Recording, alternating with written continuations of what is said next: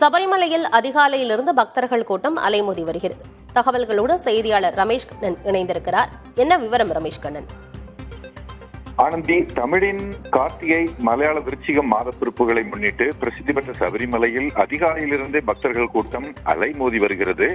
அதாவது சபரிமலையில் இந்த ஆண்டு மண்டல மற்றும் மகரவிளக்கு பூஜைக்காக நேற்று மாலை 5 மணிக்கு சரண கோஷங்கள் முழங்க நடையானது திறக்கப்பட்டது. நடை திறந்த முதல் நாள், அதாவது நேற்று மாலையிலிருந்தே பக்தர்கள் கூட்டம் வழக்கத்திற்கு மாறாக அதிகரித்திருந்தது. நேற்று இரவு வழக்கம் போல இரவு 11 மணிக்கு ஹரிவராசனம் பாடி நடை அமைக்கப்பட்டது. இன்று காலை தமிழின் கார்த்திகை மற்றும் மலையாள விருச்சிக மாத பிறப்பு என்பதால் நேற்று இரவிலிருந்தே பக்தர்கள் கூட்டம் நீண்ட வரிசையில் காத்திருக்க துவங்கியது. அந்த வகையில் சபரிமலையின் பெரிய நடைப்பந்தலில் நேற்று நள்ளிரவிலிருந்தே பக்தர்கள் சபரிமலையின் அந்த நடைப்பந்தல் முழுவதும் ஆக்கிரமித்து அவர்கள் வரிசையில் காத்திருந்து சாமி தரிசனம் செய்து வருகின்றனர்.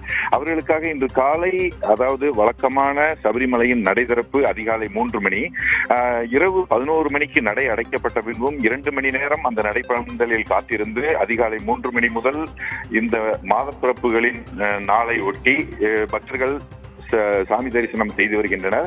கடந்த ஆண்டு மண்டல மற்றும் இந்த மகரவிளக்கு பூஜை காலத்தில் பக்தர்கள் கூட்ட நெரிசலில் சிக்கி அதிக சிரமம் கொண்ட ஒரு குற்றச்சாட்டு எழுந்தது.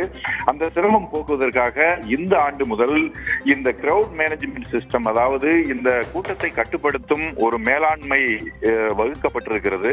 திருவிதாங்கூர் தேவஸ்வம் போர்டு, கேரள அரசு துறைகள் மற்றும் போலீசார் இணைந்து இந்த கூட்டத்தை கட்டுப்படுத்தும் மேலாண்மை திட்டம் வகுக்கப்பட்டு அதன் மூலம் இந்த நடை திறக்கப்பட்ட முதல் நாளிலிருந்தே பக்தர்கள் இந்த மேனேஜ்மெண்ட் சிஸ்டம் மூலம் அனுமதிக்கப்பட்டு வருகிறார்கள். அந்த வகையில் பார்த்தால் சபரிமலையில் தினசரி ஆன்லைன் புக்கிங் மூலம் 70,000 பக்தர்களும், ஸ்பாட் புக்கிங் எனப்படும் உடனடி முன்பதிவு மூலம் 20,000 என 90,000 பக்தர்கள் தரிசனத்திற்காக அனுமதிக்கப்பட்டு வருகின்றனர். 24 மணி நேரம் கொண்ட இந்த ஒரு நாளில் சபரிமலையில் தினசரி 19 மணி நேரம் தரிசனத்திற்காக அனுமதிக்கப்பட்டு வருகின்றனர். அந்த வகையில் 1 மணி நேரத்திற்கு 5,000 பக்தர்களை அனுமதித்தால் மட்டுமே இந்த கூட்டத்தை கட்டுப்படுத்த முடியும் என்ற நோக்கில் இந்த கிரவுட் மேனேஜ்மெண்ட் சிஸ்டம் அமல்படுத்தப்பட்டு பக்தர்களின் சுப தரிசனத்திற்கு ஏற்பாடு செய்யப்பட்டு வருகிறது. ஆனந்தி, தகவல்களுக்கு நன்றி ரமேஷ் கண்ணன்.